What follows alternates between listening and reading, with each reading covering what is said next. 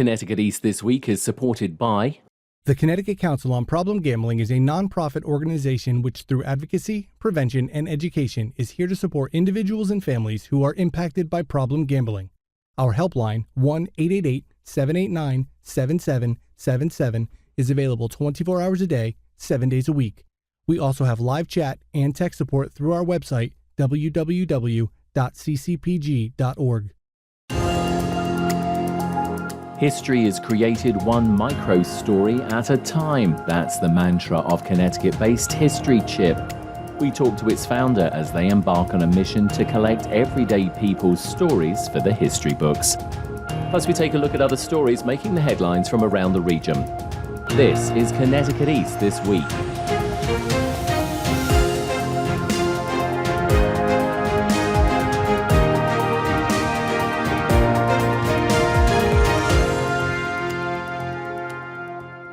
Hello, I'm Brian Scott Smith. History in the world has generally been told by the rich and famous and the well-connected. And if you happen to be part of a minority group or race, you'll know all too well how history has ignored you or has painted you in a less than positive light. But in our world of modern technology, our ability to record history in a broader and more unbiased way is now possible and more accessible to all. And in Connecticut, one online service is doing just that. History Chip was founded by Jean McGavin, who grew up in the South and as an adult recognized that many stories she had learned growing up in textbooks were simply wrong and one-sided, and decided it was time for change. I caught up with Jean recently for a chat about History Chip and some ambitious plans they have to gather stories in the state this year. Jean, ever so many thanks for joining us. You had recently in the city of New London, back in January, actually it was, beginning of January, I think at a mini rave to celebrate Connecticut's stories. Tell us about that, because it's part of a bigger thing which we're going to be talking about. But how did it go? So it was a cold and snowy day. So we had a smaller crew than we would have liked. We had a lot of people come and tell us what life is like for them in Connecticut. Some stories that were from way back in the history of Connecticut that involved their own families, and other stories that were more recent stories. A man told about the turnover in Y2K in industry and how fraught that was in anticipation and how it turned out to be okay in implementation. And we had a man talk about a story when he and his father were out fishing and they were essentially trespassing fishing, but so they were a little nervous to be out there, and his father caught a big fish and it was so big that it pulled him into the water. But then a man came and talked to them, and to their surprise, it was Abe Ribicoff, who was the current governor of Connecticut. So we had a wide range of storytellers. And what we learned a lot about was what enables someone or what encourages someone to actually tell their story. And so what we're learning is, because we believe that every person's story is important, how do we get them to tell their stories? So often someone will say to me, oh, this happened to me, it was so amazing or scary or whatever. And oh, you should put that story should be on History Chip. And they say, oh, I don't have any stories. I don't know how to write. I don't know how to tell a story. But you just told me a great story. So what is it that enables or makes someone feel like their story is important? What is it that opens that door for them? What is it that gives them this feeling of permission or power that their story matters?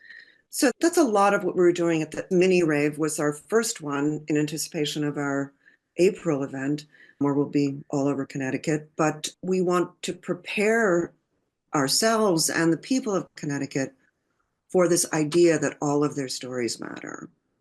There is another purpose to this as well, because of course we're coming up for a major birthday here in the United States. So talk to us about that, because this is also, apart from the major birthday, which you're about to tell us about, this is also a partnership with the Connecticut Storytelling Centre and the event, obviously, in New London, you did at the New London Library.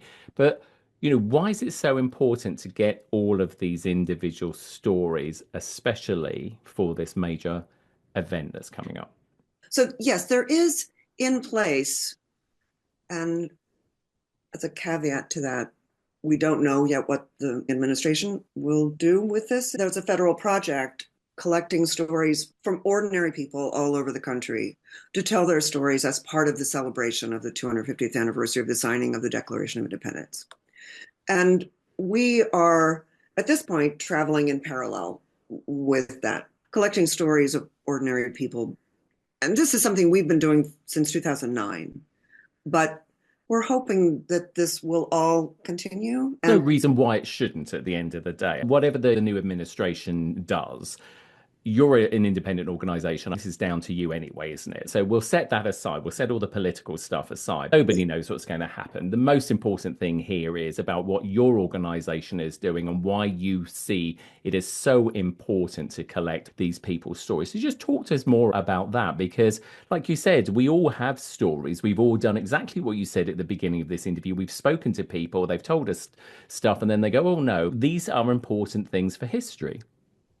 I grew up in the South, where we were taught in our official state history textbook in grade school that slaves were happy on the plantations, they were well cared for, they were so much better off as slaves than they were at home with their families in Africa.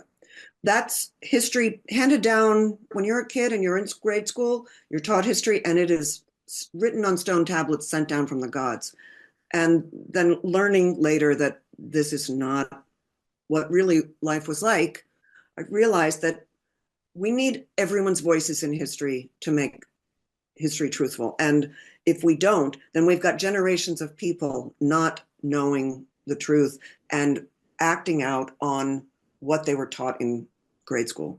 So we continue the Jim Crow racism that I was taught in grade school. So History Chip is doing its part to end that kind of propaganda. We want to include everyone's voice so that every single person, whether they're a woman, disabled person, people who have drug addictions, people who are immigrants, people who are financially struggling, everyone, their voices matter, because also then we need to make public policy. And how do we do that if we don't know what life is like for ordinary folks? So including everybody's voices is important, not just because it's interesting and entertaining, but also because it's really important in how we see each other, how we make plans for each other, how we enact public policy. Talk to us again. We just want to go back to the kickoff event, as I say, which was in January of this year at the New London Library. You had acclaimed storyteller Carolyn Stearns. Why did you pick her? Talk to us about that and how Carolyn got involved in it. Carolyn was recommended by Anne at the Connecticut Storytelling Center as someone who is a great storyteller. And she also has an enormously long history, family history in Connecticut. And so she was able to speak about her family building one of the first ships in the American Navy called the Confederacy. The ship was called the Confederacy. And so her family built this ship. We needed a navy to fight the British. And so, okay, we'll build a ship for you. And I think her 10th great-great-grandfather or 10th grandfather, generations back, was one of the signers of the Declaration of Independence. So she has a long story in Connecticut and had much to offer in terms of just how important all of our families are, how important each of our individual lives can be in the history of a place, in the understanding of a place. She's a beautiful storyteller. She makes the story come alive as she's telling it. And so we wanted storytellers there who could help people understand that their stories matter. Now, I believe not only at that event, but obviously in the event that will be coming up in April as well, which we'll talk about a little bit later in the interview, you use all types of technology to basically record history, to record people's stories.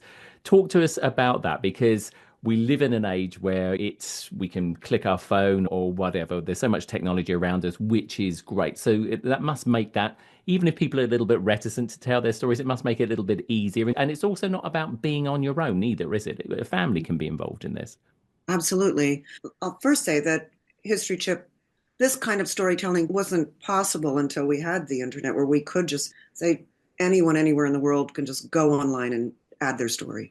So now you can go on your phone, record a story, pop it right onto the website, and you've got a story there. You can interview your grandfather or your grandmother, and so many of us regret not having done. I was talking to a woman today whose great grandmother was a slave, and she wished that she had been able to get that interview with her great grandmother. Take a photograph off your phone, add it to your story. We include audio and video, photographs, text, and any audio and video can then be transcribed and added to the website. We are constantly updating as well, making it as user friendly as possible because we don't want any barriers to people being able to just go and tell their story. And so we do find that people are fine being videotaped and have their story told or tell their story on video without seeming any shyness. They just said, fine, yeah, record me, I'll tell you my story. Do you think that's because we're so used to technology now? It doesn't matter how old or young we are, we're so used to, as I'm talking to you now, even though we are not in the same room, we are using technology. We are using Zoom because of distance and convenience that we are doing this interview. Do you think we've just become so used to that now that, it doesn't phase us, as I say, no matter what age we are? I suppose so. I find it a little surprising, but yet I had given my grandmother a tape recorder to please record your stories, tell me what they're. This was 40 years ago, but she never did it. But if I had sat there with a recorder asking her questions, she would have forgotten that I was recording her and would have just told me the stories. But I do think it has become ubiquitous. I think it's also if someone else is asking you, you're more willing to share. Exactly. I think Because you as we're feel doing more now, we're important. having a conversation, aren't we? And I Yes. think Yeah. that's often the best storytelling is if you just sit down, if it's a friend or member of the family, and like you said, you have just a conversation, it stops becoming an interview and it is that. And I think it is very powerful. Of course, when it comes to stories, you're after basically anything, I assume, from growing up to maybe a job. Just, I'm guessing anything goes. That's right. And we do have prompts on the site because I know that a blank canvas can be a little scary. We are interested in growing up. We've got stories about 9/11. We've got stories about the Great Depression or World War II or um, Woodstock. We've got stories about a wide range of things that were big, important events, but we've also got stories about dogs and about food and favorite Christmas recipes and how you celebrate the holidays. Because all of those things are important. It's not just big stories. It's really about what life is like. And history has generally been told by the rich and powerful, and we want ordinary, extraordinary, ordinary people to be part of history. And so letting the world know what it's like to walk in your shoes is important because no one can tell that but you. Each person has a different view on what it's like to be generally in your circumstances. If you go to a car accident, the cops will ask everybody around and they what they saw. And if there were 20 people, they get 20 witness accounts of what happened at that accident. They'll have a much better idea about what it was that happened there than if they've got one or two people telling them what happened. So everybody's voice matters. And even if you're just standing up and saying, I live here, I'm a homeless person, I don't know where my next meal is going to come from, that's an important piece of life in Connecticut, in any place, that there are people who are living like that. And how did they get there? And what have we done as a society to foster that or to protect those people? Even though those people might feel invisible, they might feel like their story is not important. But when you talk to them and ask them how they got there, hearing their story and letting them know that you want to hear their story is a really important gesture, an important thing to do to include them in our composite of what life is like here. I think what is fascinating about the world that we live in now is exactly what you've just said, is that everybody can be part or everybody is part of history and they can leave their mark and their stories. And previously, years ago, before the internet, etc., it was down to the likes of the media, it was down to the likes of historians, etc. As you say, the rich and powerful leaving their mark. But of course, we all leave our mark on society, be it big or small. And these types of stories enable future generations to actually fill in the gaps and see a snapshot of what life was like at a certain point in time. Exactly. And not just because it's interesting, but because it informs our choices and our policies. And I think it also informs how we perceive humanity and how we treat humanity, how we think of each other, how we think of ourselves as neighbors and fellow citizens, that all of us are important. Now, you've got an event coming up, I believe, on Saturday, April the 5th. So, talk That's to right. us more about that because this is a much bigger event, as I understand it. So, to give us some of the details about what you're hoping to achieve in April.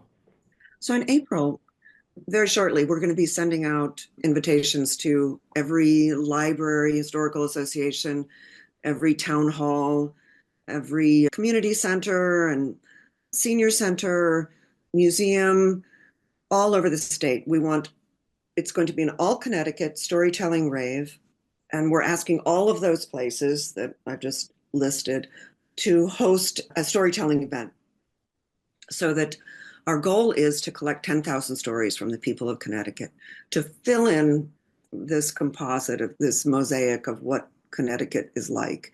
And so we want everybody all over the state to become excited about this, to be able to tell their story, to step up and be part of it.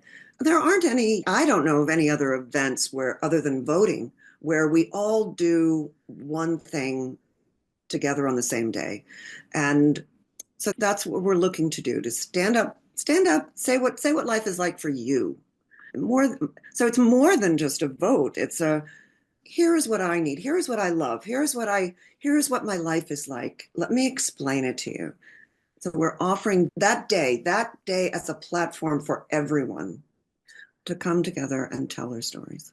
So, let me put this to you before we end the interview. What story in particular will you be adding? I'm sure you've added stories already, but is there a story that you will particularly be maybe adding in April?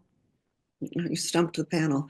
I'll be adding, I guess, what I learned from this event and what, if there's an overall impression of what people have been willing to share. And because Connecticut is an interesting place, it's a very small state, but it is enormously diverse. It's got farmers and factories and lots of immigrants, wealthy people, especially on the Gold Coast. And then we've got a vast array of socioeconomic differences, and we've got Republicans and Democrats. And so so the story I'm hoping to tell is that all of those differences have come together to form a picture of the state. And then the other part of the story is that I want this event on April 5th to be a call out to other states to do the same thing. So bigger states, they can all do the same thing.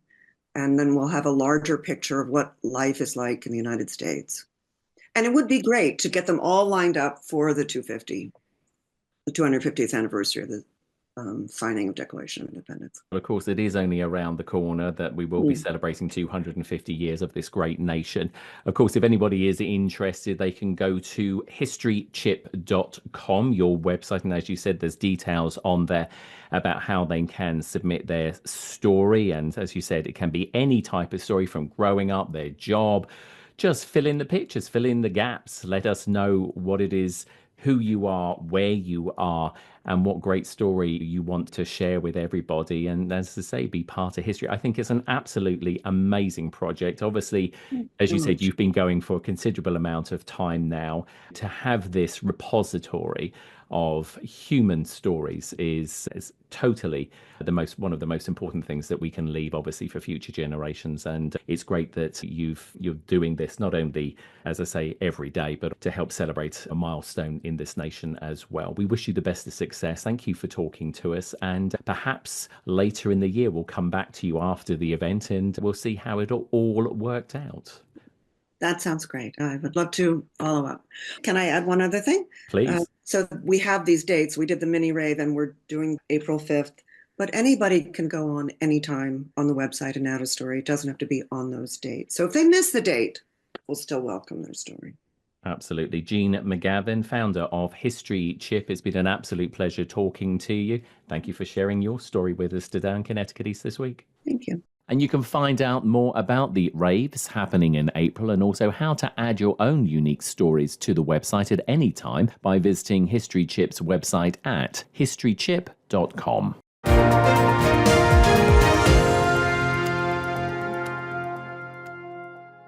How serious is youth vaping? Irreversible lung damage serious. 1 in 10 kids vape serious, which warrants a serious conversation from a serious parental figure like yourself.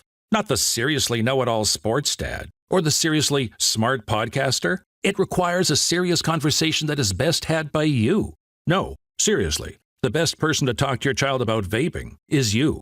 To start the conversation, visit talkaboutvaping.org. Brought to you by the American Lung Association and the Ad Council. Time now for a look at other stories making the headlines this week. The Commissioner of the Connecticut Department of Consumer Protection, Brian Caffarelli, has made a public apology after his agency made what was called a retaliatory and unauthorized inspection of a cannabis business in the state. Reno Ferrarise is the owner of Affinity Grow and was giving testimony at a public hearing at the state's General Law Committee recently, only to find DCP inspectors arrive unannounced at his business the next day. State Representative Roland Lamar, a member of the Law Committee, said they were shocked to hear about what happened. His testimony could have been misconstrued or misheard, but it led to a subsequent action by the Department of Consumer Protection where he felt, and this committee feels, inadvertently or purposefully, his business was put in jeopardy. It is our goal as a committee to be a place where constituents feel welcome coming here, opening up themselves to their expertise, to their knowledge, to sharing. But it is my hope that this space is seen as a space where people can come and share those differing opinions and those differing ideas without fear. Caffarelli's public apology included that no issues were found at Affinity Grow by the unauthorized inspection and that he had not authorized the inspection either. An unannounced compliance check took place without the knowledge or approval from me or my office. This should not have happened. I take this very seriously, and I'm deeply concerned about how this impacts the agency's relationship with credential holders and the industry. And my team is committed to maintaining your trust as we look into the circumstances leading up to this, and we'll implement policies to prevent things like this from happening again. A spokesperson for DCP said this is now a personnel issue they are investigating and declined to name the member of staff that was involved. With spring officially started, the Connecticut Department of Energy and Environmental Protection are warning residents across the state about the dangers of spring brush fire season that runs from mid-March through mid-May. Tom Trask is a forest protection supervisor with CT Deep and explains how and why brush fires can start this early in the year. There is a transition phase where we go from no snow on the ground to no leaves on the trees as well. So what happens is that the forests and all the 1 hour fuels, which is generally like the twigs, the leaves, the grass, they tend to warm up and dry out quickly, and they can cause a fire to spread quickly. In 2024, Connecticut had a total of 605 wildfires that burned across 510 acres of land and saw 1 firefighter killed and 8 injured while fighting wildfires across the state. The majority of them is documented as human causes. A lot of times they come in as undetermined because we can't find a specific source, but it could be from someone flicking a cigarette, cigar, ashes from a fireplace not properly fully extinguished, a campfire not properly fully extinguished. Lightning strikes are a big one. We haven't had any of those yet this year, but as well, we have had down power lines start due to the wind and the trees breaking, causing that issue. It's a broad category, but again, mostly human starts. Trask says cigarettes flicked from passing cars that land on forest roadways is another major cause of forest fires starting. Residents are also reminded to put out any fires like campfires and fire pits thoroughly with water and to observe weather conditions and local open burning permit conditions in their town or city. If you spot a forest wildfire, you should call 911 and report it to your local fire department. U.S. Senator Richard Blumenthal and Connecticut public health experts are calling on the Trump administration to take more action against rising cases of bird flu across the country. The current avian influenza outbreak of H5N1 is on the rise, and so far there have been very few human cases, but experts say it could be a matter of time before that changes. Blumenthal said he's concerned because the Trump administration is leaving the country unprepared. All of the agencies, the CDC, the NIH, and the Office of Pandemic Preparedness and Response Policy have all been slashed and trashed so that we are totally unready and unprepared for any kind of emergency that could present a danger to the people of our country. Manisha Jutani is the commissioner of the Connecticut Department of Public Health and said they are heavily funded by the federal government to carry out their work. HHS, Health and Human Services, makes up 80% of our federal budget. We are highly dependent on those federal dollars to provide an adequate response for the residents of Connecticut. We are continuing to do our job the way we can every day. And we are working with our partners in the state to help control what potential spread there would be.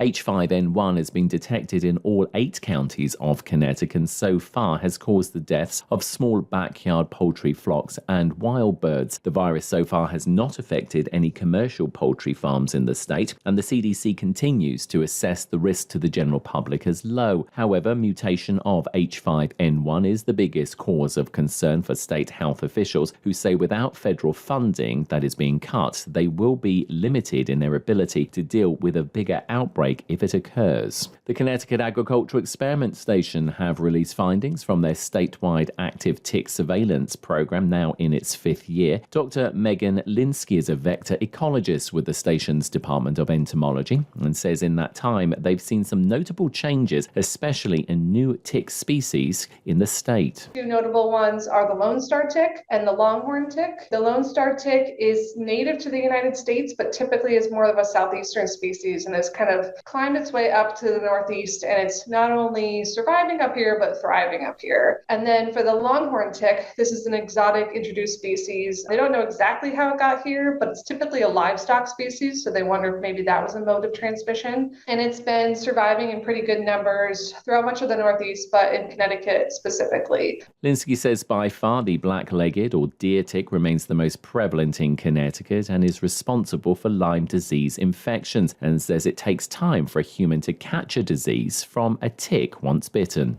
24 to 48 hours is about what we say how long it takes for you to have a pathogen pass from the tick to the host, in this case a person. So usually if they haven't been on that long, you're good. That being said, that applies to all the major pathogens. However, there is one called Powassan virus, which is one that's contained in the mouth parts of the tick. And so that means it can be transferred a lot more quickly. So about 15 minutes is what they say, versus 24 to 48 hours for all those other pathogens. Linsky says their recent results showed that less than 1% of ticks in the state carry the Powassan virus. If you are bitten by a tick and develop symptoms, Linsky says to try and contain and take the tick with you so that hospital or medical staff can identify it and make sure you receive appropriate treatment. She says with milder winters, the tick season is now almost year-round, and ticks are already active now, so people need to start doing tick checks on themselves and their pets.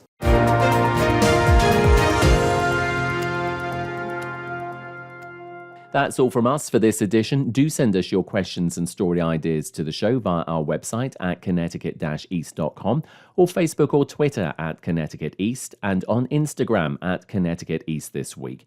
And you can listen to the show again on our social platforms, on demand, and by asking your smart speaker to play Connecticut East This Week podcast. And please like, follow, and share on your social media too. I'm Brian Scott Smith. Thank you for listening.